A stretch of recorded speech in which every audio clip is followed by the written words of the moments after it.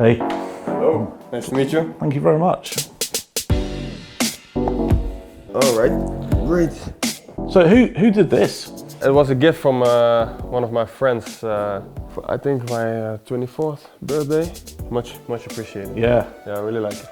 It's awesome, eh? How long have you had Lulu for? 2 years now. 2 years? 2 years, yeah. So did you bring her over from the Netherlands? Yeah, she came with us from the Netherlands. All right. Is she learning English yet? Or is it still all Dutch? She's barking English. Yeah, she's barking English. Better clap.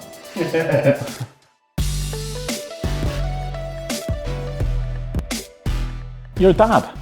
That's pretty cool. Yeah, so how's it been? I know it's early days, but... Yeah, it's been amazing. I think one of the, if not the best moment of my life. Yeah, really grateful that everything went well, and yeah, happy to be a dad. Yeah. Is it the sort of thing where you're constantly looking at your mobile, your phone, waiting for it to ring, saying, right, it's coming, we got to go? Or is it all sort of laid out? I mean, how does it all kind of work, especially you're traveling and the rest of it? Yeah, it was a little bit crazy, to be fair. I think it was the day before the Everton game, and I remember Joe Gomez telling me, like, why don't you bring your phone to the meeting just in case? And I was like, oh yeah, he's right. You know, I was not in the moment. You know, I was just, oh, we have a game tomorrow, and I know the baby's coming in like 1 or 2 weeks maybe, so I have some time. You know. So he said that, and I was like, oh yeah, he's right. I didn't think about it. So we trained, and then after training I was just planned to go home, and then my girl called me and she said like, yeah, my water broke. So, and then I was like, oh yeah, no, it's gonna happen. So yeah, then yeah, we traveled to the hospital and everything, and all went well. So yeah, very happy. What's it like in that situation? Do you kind of think, right, do I have to phone the manager first, or do I phone my parents? Like, how do you sort of weigh that up? Is it like, right, Mr. Klopp, this is happening, and there's right, you're going to be a grandparent? I phoned obviously phoned my dad first. Yeah, my parents first, and then I phoned the doc from the club just to let him know what was happening, and that he would inform everybody else. So yeah, I like that. But what's it like that first time you held your boy? Very special, a little bit unreal still at the first moment, but yeah, I loved it straight away. So yeah, good feeling. Awesome. And talk to me about the name. Was it hard picking a name out, or was that the name you always were going to go for? No, it was like she make a list of names she likes, and I make a list of names I like, and then just to be fair, we had a lot of names, the same similarities, so it was not that hard. Just yeah, at one point you have to say, okay, this is it, and yeah, we were happy to do it. Fantastic. As it kind of, people talk about these sort of moments changing your outlook on life, priorities shift, the way that you look at your craft, what you do. Has it had that effect on you yet? I know we're only a few days in, but is it? Yeah, obviously I think it does. You are really responsible for somebody's upbringing, you know. You have to look after him from day one till he's old enough to do it himself. But yeah, I think it's a different kind of responsibility than you look after maybe your family or your girlfriend or your wife. It's different. I have a different feeling than with my son now, yeah.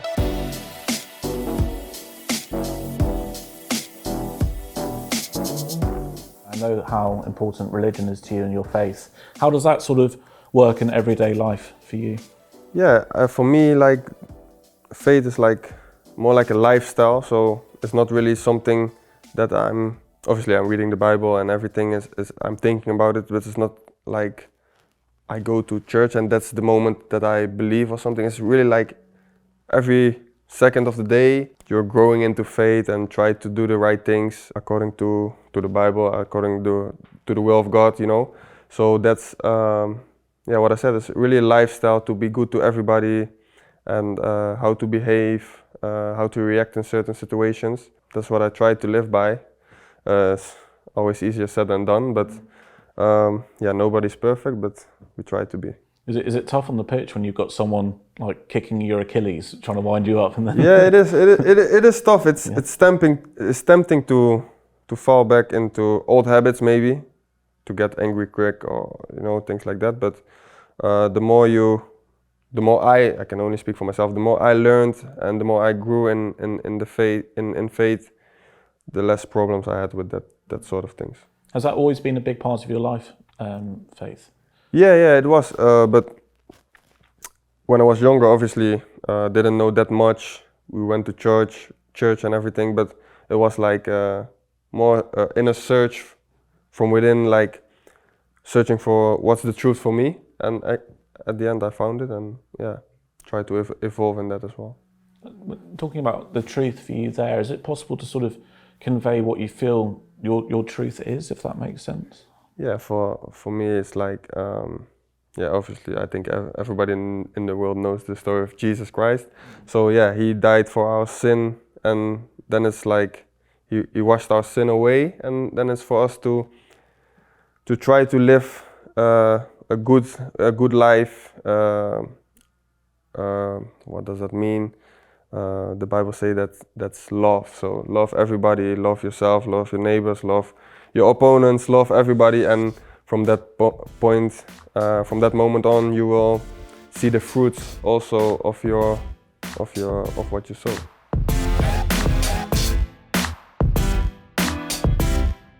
In your documentary, you were talking about that Volendam game when you were at PSV. Yeah. Was it Volendam where you scored the hat-trick? Yeah.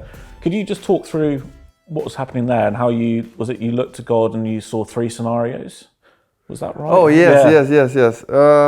That's true, because it was like deadline day, I guess. It was August the 29th. Yeah, so a day out from deadline day. See, I've done my research. So 29th, about 7 p.m. It was like evening. So it was like very hectic the whole month. So a lot of things through my mind and everything.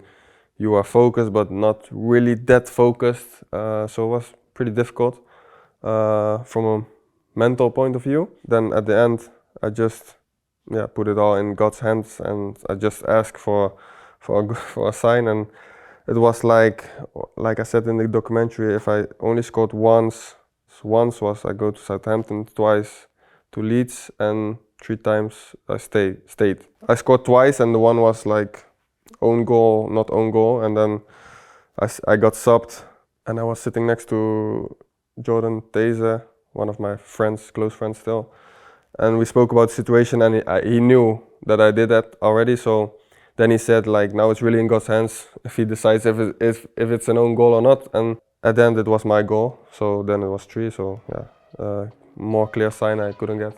Yeah, and it worked out, eh? And it worked out, pretty well.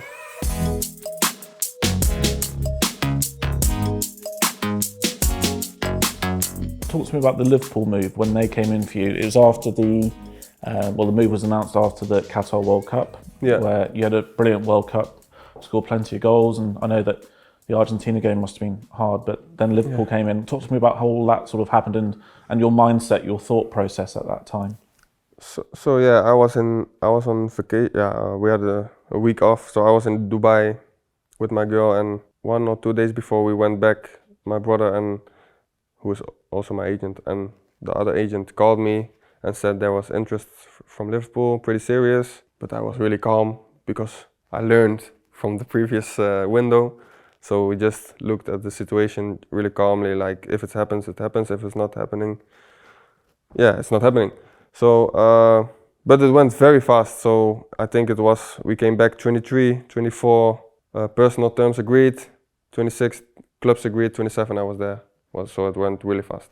That's unbelievably quick. Yeah, it was really fast, Was it hard for you to leave PSV? I know how much that place would have meant to you. Yes, it was very hard.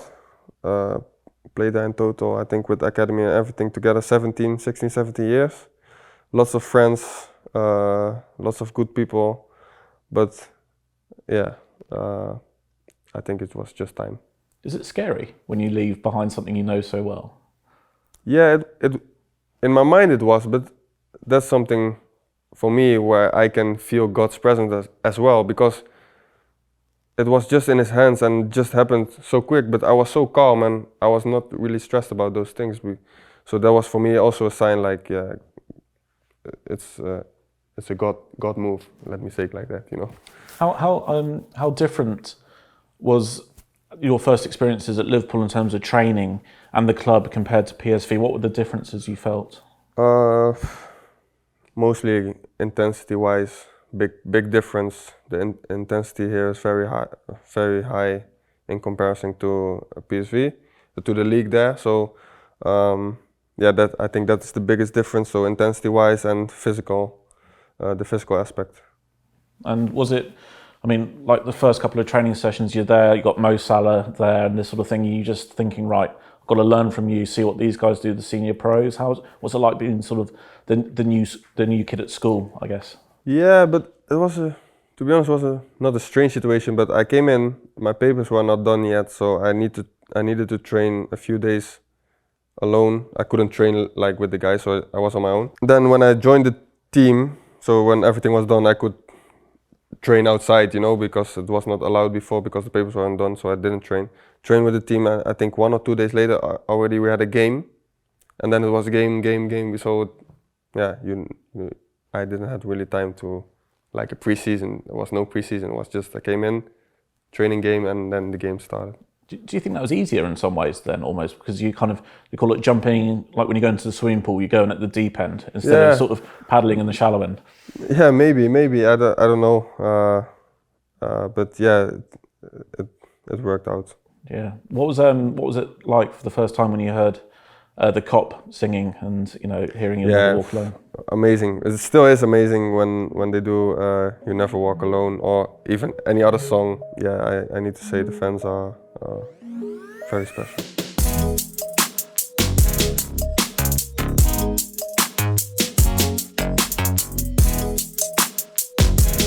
Looking to the summer, the Euros, that must be exciting. Very exciting, very. Yeah, really looking forward to. I think we have a great squad when everybody's fit. Hopefully it will be a great summer for Holland. What talk to me about what it's like to be playing in front of that wall of orange as well. Like the fans, you see them parading through the streets before the games with the trumpets, the orange and everything, and the stadium so passionate, so loud. What's that like? Yeah, it's really special to play for your country. I have to say, it's like a big honor, and it's like you're only there like a short period every time. 1 week, 10 days maybe, and now the Euros maybe 1 month, hopefully a little bit longer. You're there a short period, and you're not really supported by one group of supporters, but you're supported by the whole country. So everybody of PSV, Ajax, Feyenoord, all the supporters together, and they're cheering for us. So that's really special, and like the cup makes us run a little bit harder. The orange wall does that as well, What's the expectations like within the group? What are you aiming to win it, I guess, this summer? Yeah, I think the expectations are high. I think we have, on paper, we have a very good team, very good names, big names. But I think we also, as a group, we are very tight as well with each other. I think we expect a lot from each other also because a lot of us know each other already a longer time, so we know what the other is capable of. So we have a lot of expectations from ourselves, but I don't know what the expectations are from the outside world. But we want to achieve the highest possible, and that's winning the Euros. It's going to be very difficult, but yeah, that's what we aim for. And how special is it going to be for you when you can bring your boy to a game for the first time? That would be very special, yeah. No, didn't even think about that yet. Have you not? No. That's going to be cool. Yeah, that's going to be very You cool. do the celebration as well and all of that. Maybe. Okay. Awesome. Thank you. Thank you very much.